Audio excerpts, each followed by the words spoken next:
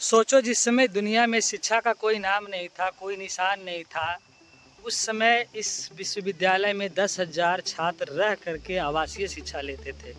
मैं अभी खड़ा हूँ उस जगह पे, उस धरती पे, बिहार के उस गौरव पे, जहाँ कभी वेन सांग जैसा यात्री भी आकर के यहाँ पे गया है। और मैं उस जगह पे हूँ जहाँ शिक्षा की अलख इस तरह से जगाई जाती थी, जहाँ देश नहीं विदेशों से भी आकर के छात्र पढ़ते थे। तिब्बत, कोरिया, जापान, इन जैसे देशों से लोग आकर के यहाँ पढ़ाई करते थे। इन दीवारों को टच करने पर ऐसा महसूस होता है जैसा लगता है इतिहास बोल रहा है। सच पूछो तो इस गौरव की क्षण में, इस बिहार की इस गौरव की जो ये धरती है, अपने आप में एक इतिहास बताती है। इस विश्वविद्यालय को 5वीं शताब्दी में बनाया गया था। इस विश्वविद्यालय में 300 से अधिक कमरे और 7 बड़े बड़े वर्ग कक्ष थे। और इस विश्वविद्यालय में अध्ययन के लिए एक 9 मंजिला इमारत था जो लाइब्रेरी था। और हैरानी की बात तो ये है कि इस विश्वविद्यालय में एक साथ 3 लाख से भी ज़्यादा किताब उपलब्ध रहती थी। सोचो कितनी बड़ी थी हमारी ये विश्वविद्यालय।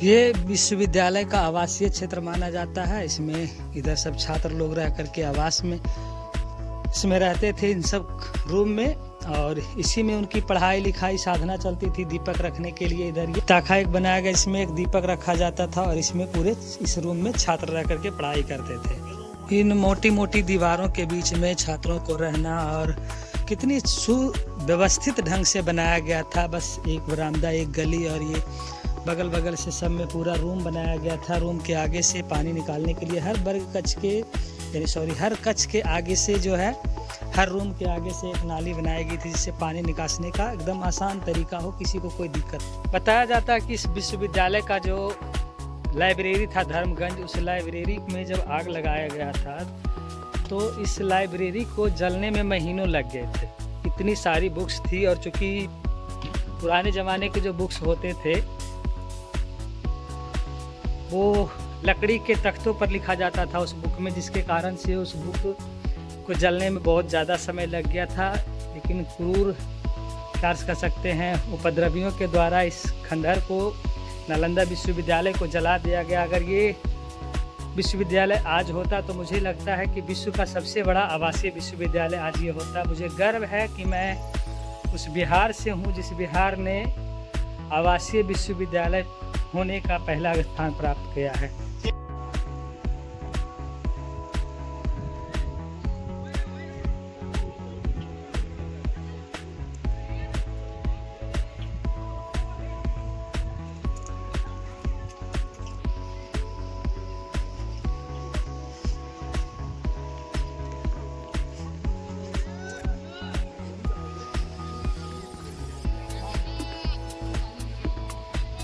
एक आवासीय कक्ष से निकल करके हम दूसरे आवासीय कक्ष में आ गए हैं। देखिए, यहाँ आवासीय कक्ष के साथ साथ बहुत संगीती करने के लिए यहाँ व्यवस्थित रूप से बनाए गए हैं। देखिए किस तरह से पानियों का निकास के लिए नाले बनाए गए हैं। और हर एक बिल्डिंग, जिसको बोल सकते हैं आज के ज़माने में, उस समय का, देखिए यहाँ भी उसी तरह का, जस्ट जो इसी तरह से मैं उसमें दिखाया, इस तरह से है। चारों तरफ से आवासीय कमरे बनाए गए हैं, छोटे छोटे कमरे चारों तरफ से हैं, और बीच में ये खुला जगह है। उसके बीच में ये देखिए, ये पानी का निकास का ये रास्ता बना हुआ है। ये देखिए, हर जगह से पानी का निकास का ये रास्ते बने हुए हैं। और यहाँ से बैठ करके देखिए, हर इस तरह से व्यवस्थाएं बनाई गई थी।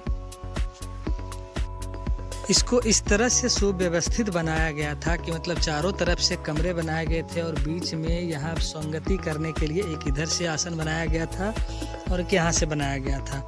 दोनों तरफ से बनाया गया था, दोनों तरफ से विद्वान बैठते थे। और इस तरह से व्यवस्थित था कि प्रत्येक कक्ष में उनकी आवाज़ चली जाती थी, और प्रत्येक कक्ष का बच्चा जो है उस ज्ञान से लाभान्वित होता था। किसी भी कक्ष से, किसी भी रूम से बच्चे को निकलने की आवश्यकता नहीं होती थी। और इस तरह से ये आंगन बनाया गया है, ये खुला जगह में इस तरह से वो करते थे संगति को कि हर बच्चे को उनकी रूम तक ही आवाज़ चली जाती थी और बच्चा को बाहर आने की कोई ज़रूरत नहीं होती थी। इस तरह से सुव्यवस्थित उस ज़माने में बनाया गया था। तो सोचिए कि क्या लेवल रहा होगा ज्ञान का इस पावन धरती में। और हर एक परिसर में एक कुआं बनाया गया था, उसी कुएं से पानी निकालना है, पानी पीना है, ये व्यवस्थाएं बनाई गई थी यहाँ पे। परिसर आज भी हमारे जहन में जिंदा है और मैं गर्व करता हूँ कि मैं उस धरती में जन्म लिया हूँ जहाँ जिसने विश्व को प्रथम आवासीय विश्वविद्यालय दिलाने का काम किया है। मैं उस बिहार से हूँ जहाँ पहला आवासीय विश्वविद्यालय होने का गौरव प्राप्त है जिस बिहार को। भले ही इस विश्वविद्यालय को जला करके खंडहर का रूप दे दिया गया हो, लेकिन आज भी ये इतिहास के पन्नों में दर्ज एक विश्वविद्यालय है और अपनी उपस्थिति उन इतिहास के पन्नों में हमेशा दर्ज कराता रहेगा, जिसको उपद्रवियों के द्वारा जला करके इसको इतिहास को नष्ट करने की कोशिश की गई है।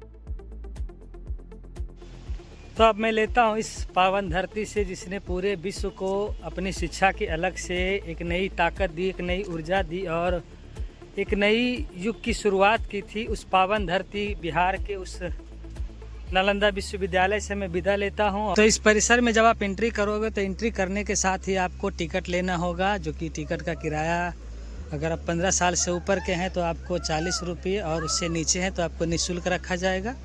उसके अंदर कैंटीन और शौचालय वाशरूम की सारी व्यवस्थाएं इसके अंदर है। परेशान ना हो कि अंदर जा रहे हैं तो क्या करेंगे। ये देखिए टिकट घर है, यहाँ से टिकट लेने के बाद और जांच कराने के बाद ही आपको अंदर जाना होगा। कैमरा मोबाइल सारा अलाउड है, इसमें फ्री है, कोई इसका चार्ज नहीं है, कोई बैन नहीं है। बाहर में आपको खाने पीने की सामग्री भी मिल जाएगी। तो जब भी आप आएँ तो पूरी तरह से यहाँ एंजॉय करके जाएँ। बहुत ही खूबसूरत जगह और सबसे बड़ी चीज़ है कि ये हमारे बिहार की अनमोल धरोहर है। तो कृपया अगर आप बिहार से हैं तो ज़रूर आएँ घूमने के लिए। पूरे दिन यहाँ सैलानी आते रहते हैं, पर्यटक आते रहते हैं घूमने के लिए। अगर आप भी आना चाह रहे हैं तो मैं बता दूं, यहाँ आने का रास्ता जो है आप बिहार शरीफ से और राजगीर वाला रास्ता पकड़िए और उसी से मेन रोड से 2-2.5 किलोमीटर की दूरी पर ये नालंदा खंडहर है। अगर आप बाई बस आ रहे हैं तो बस से आप उतरिए उस रोड पे नालंदा मोड़ पे और वहाँ से आप ऑटो या टोटो 10-20 रुपया दे करके आप वापस यहाँ आ सकते हैं नालंदा खंडहर के पास।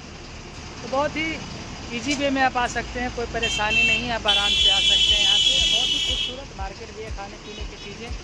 यहीं बगल में एक पार्क है, पार्क में आपको खाने पीने की भी चीज़ें मिल जाएंगी। बहुत सारी दुकानें यहाँ पर हैं और दुकानों में आप सामान भी ले सकते हैं। तो ये कुछ था आज का मेरा ये नालंदा खंडहर का टूर। तो मैं अपने इस टूर को यहीं ख़त्म करता हूँ। मिलता हूँ एक नए टूर के साथ, नए लोकेशन के साथ। बने रहे तब तक आप मेरे वीडियो में। Bye bye.